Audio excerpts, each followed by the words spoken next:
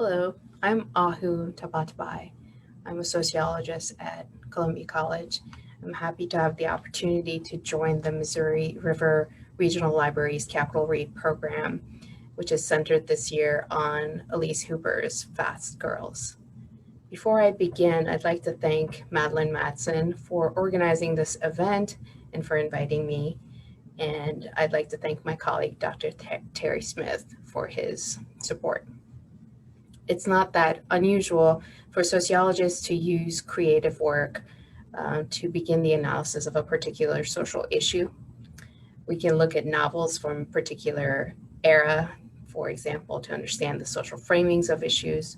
We can look for opportunities to look at a popularity of certain types of fiction over periods of time to gauge some change in society. Those kinds of analyses would require the examination of possibly hundreds of books from a particular period of time. And that's not how I'll be using this novel. I'll use Fast Girls as a starting point for a bigger conversation about gender equity in sports. So to begin, I'm going to share my screen with you so you can follow along.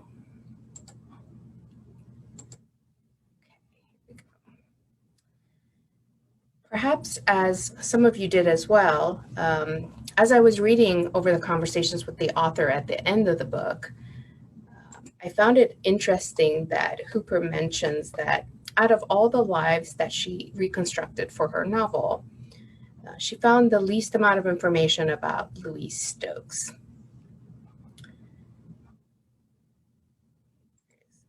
Here's an image of Stokes.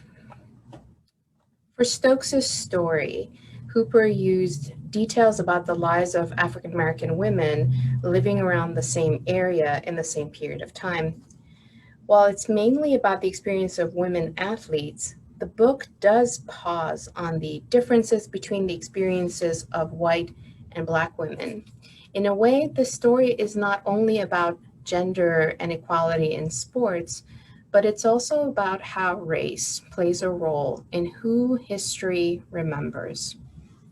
I'll be focusing on the conditions that bring social change about and the parts of society that do not change or change very slowly despite the change in legislation. Title IX legislation, which passed as part of the 1972 educational amendments, helps protect against gender-based discrimination in educational programming that receives federal financial assistance. Although Title IX protects against discrimination in many different venues, it's often closely associated with athletics. I'll explore the important ways in which Title IX changed the athletic landscape for women and girls, while also focusing on the work that remains in ensuring that athletes are treated fairly regardless of their gender. So let's begin with the social conditions that would make something like Title IX possible. The environment that made the passage of Title IX possible was being molded far before the actual signing of the legislation. In order to fully understand this moment, the signing, we need to locate it in the larger swell of social activism beginning in the 1950s. A number of other important movements were taking place at the same time, notably the movement for civil rights, women's rights, gay and lesbian rights, indigenous peoples' rights, workers' rights, and of course, all of these are not isolated from each other. All of these movements culminated in some legislative victories for marginalized groups. For example, in 1954, the decision to make racial segregation illegal. There's other changes that were happening around the same time. In 1960, the FDA approved the first commercially produced birth control pill, giving women more control over their bodies. In 1963, President Kennedy signed the Equal Pay Act, prohibiting sex-based wage discrimination. In 1964, President Johnson signed the Civil Rights Act, banning discrimination based on race, religion, national origin, and sex.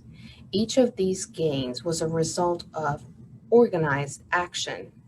Just so we don't lose the thread of athletics, In 1966, Roberta Gibb became the first woman to run the Boston Marathon. And in 1967, Catherine Switzer became the first woman to officially run the Boston Marathon with a number 261. So important changes were taking place. These changes brought discussions about the inherent or natural differences between men and women to the forefront.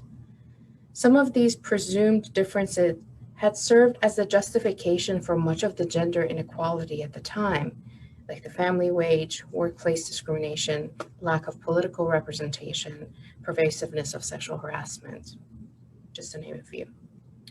Sports represented the literal arena in which men were given dominance beyond reproach, to the point where the inclusion of women in most sports, particularly competitively, was seen as against nature. In the book, Hooper makes several mention of this notion. For example, on page 15 of the book, we hear the principal of Betty's school say, "It is well documented," this quote, "it is well documented that women cannot be subjected to the same mental and physical strains that men can withstand." And he adds that Betty must ready herself for her future role as wife, mother, and citizen. It is important not to overburden this developing young feminine mind with the distraction of sports and competition. That is the fiction. But in reality, there were many examples of such sentiments being expressed at the time. The ban on formal discrimination, economic development, along with the availability of birth control, facilitated some women's entry into the paid labor force. Women's labor force participation went from 35% in 1954 to 46% in 1974 to 54% in 1984. So some important things were changing right around that same time. Title IX was drafted by Hawaii Representative Patsy Mink and Oregon Representative Edith Green. Enacted in Congress in 1972 and signed into law by Richard Nixon, the text of Title IX reads, "No person in the United States shall, on the basis of sex, be excluded from participation in, be denied the benefits of, or be subjected to discrimination under any educational program or activity receiving federal financial assistance." While Title IX is associated with sports, in fact, it affects all programs that would receive federal funding, making it a legal requirement to offer the same opportunities to people regardless of sex and gender. Even private colleges receiving funding are subject to the same regulation. If a school doesn't comply with Title IX regulations, they could have their funding taken away, although this is not something that's happened. Title IX has three components, three parts. One is the lack of discrimination as it pertains to participation, allowing participation of both men and women in the distribution of scholarships and in providing resources to athletes like lockers, coaches, equipment. This doesn't mean that men and women's programs have to be exactly the same. The inclusion of women in sports was a result of a long path of activism. But that inclusion also, in turn, shaped the culture. For one, there began to be more visibility associated with women athletes. To a degree, this representation challenged some of the long-held beliefs about women's presumed lack of ability or interest. So let's look at some of the effects of Title IX. Before Title IX, girls' participation in high school sports hovered at about 300,000 nationally. This number increased to 3.2 million by 2012. Women's participation in college sports grew from 30,000 to 190,000. And in NCAA sports, participation of women increased from 15% to 42%. Let's take a look at the Olympics, since it is a predominantly featured theme in the book. Pierre de Coubertin, the founder of the modern Olympics, believed An Olympiad with females would be, quote, impractical, uninteresting, unaesthetic, and improper. But despite his resistance, women first participated in the Olympics in the year 1900. At that time, 2% of the athletes were women. There were about 1,000 athletes that time. This was before women had the right to vote in the US, something that didn't happen until 1920. The first woman to win an Olympic gold medal was tennis player Charlotte Cooper from the UK, and there she is in her sports-friendly attire. As Hooper mentions in the book, track and field and gymnastics first entered the Olympics in 1928. Women's participation went up that year by 10%, that year alone. Representation shapes attitudes, and attitudes shape representation. By the 2016 Olympic Games in Rio, women represented 45% of the participants. This was roughly 5,000 women out of 11,000 athletes. Women's baseball, softball, karate, skateboarding, sports climbing, and surfing were slated to be added to the Tokyo Olympics. Women's participation at that Olympics would have been 49%, but it was postponed due to the pandemic.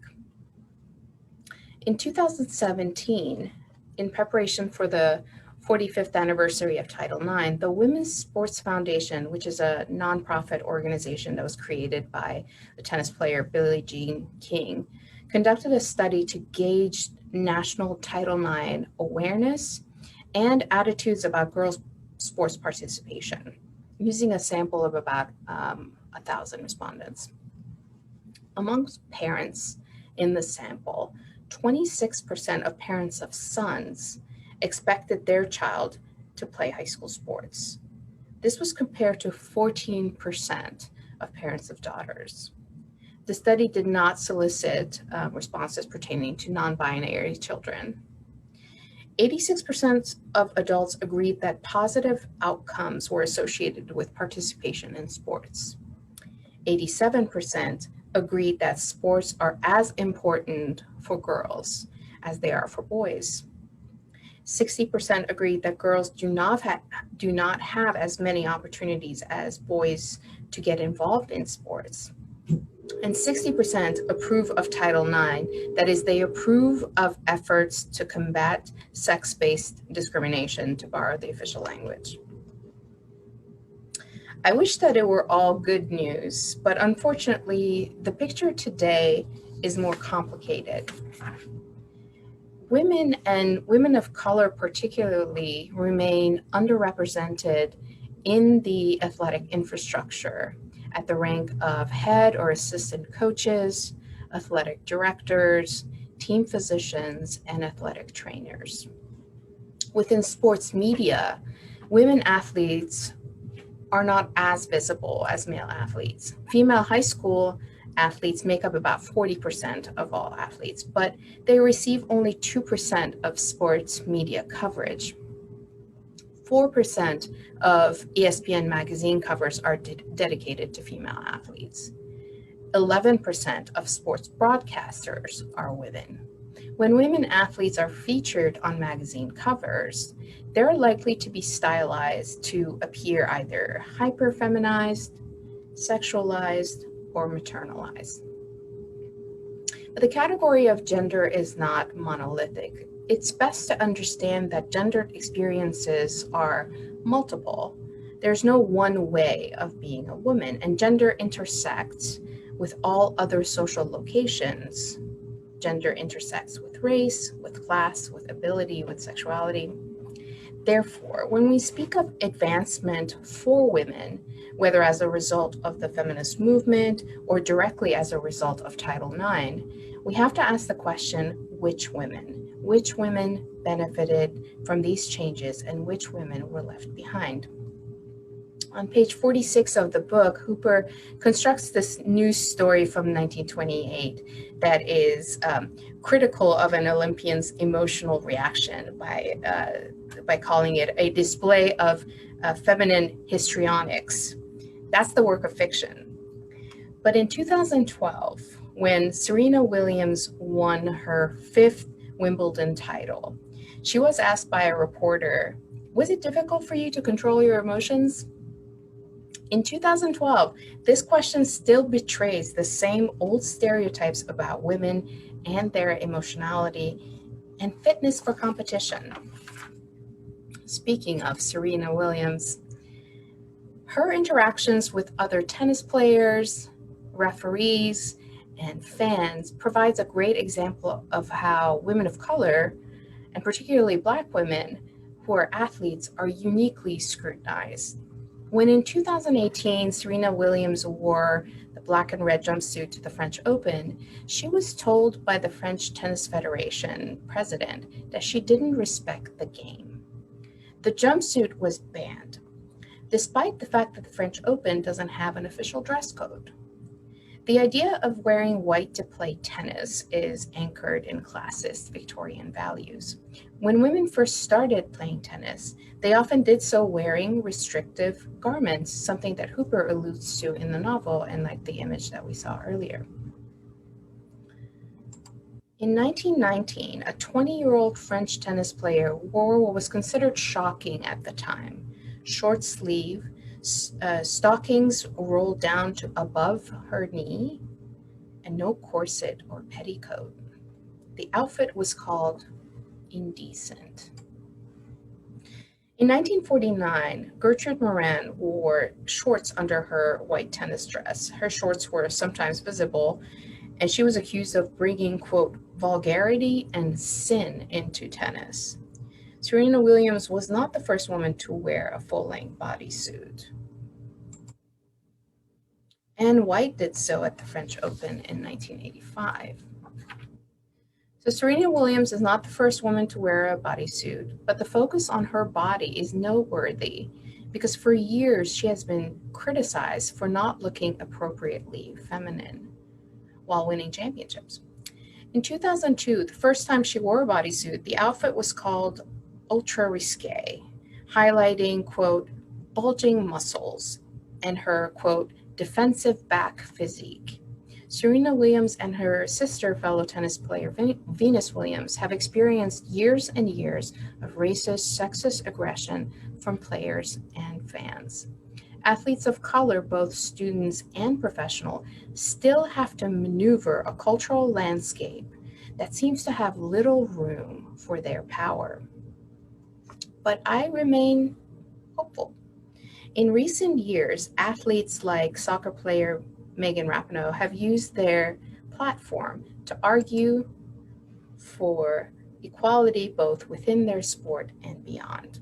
Rapinoe is quoted as saying, "I feel like it's actually everyone's responsibility to use whatever platform they have to do good in the world and to try to make our society better.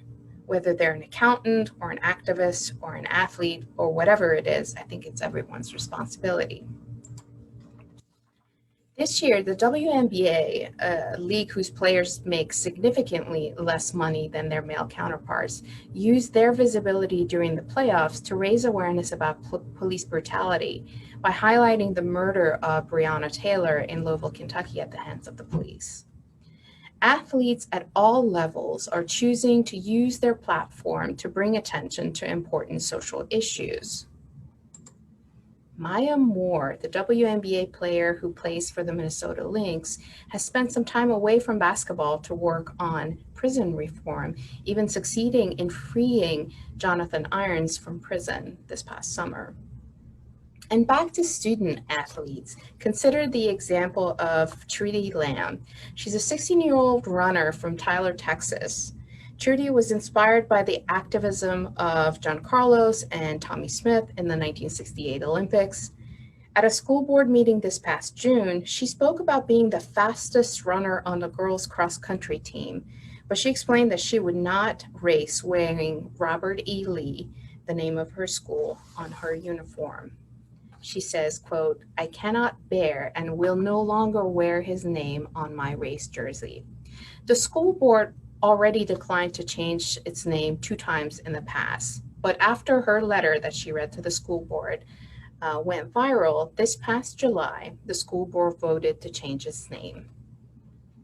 Young athletes are using their platforms to change society in ways that will benefit those that follow them. They're not speaking in lone voices. They're lending their voice to movements made up of thousands of people already pushing for social change. In 2013, a collaboration between the Women's Sports Foundation and the University of Michigan distributed its white papers, providing an analysis of 40 years of Title IX. They conclude that gender equity in sports remains, quote, "a goal rather than a reality." That people don't experience discrimination based on gender, sex, race, sexuality should be guaranteed. But as we can see, those rights have to be fought for and continue to be fought for.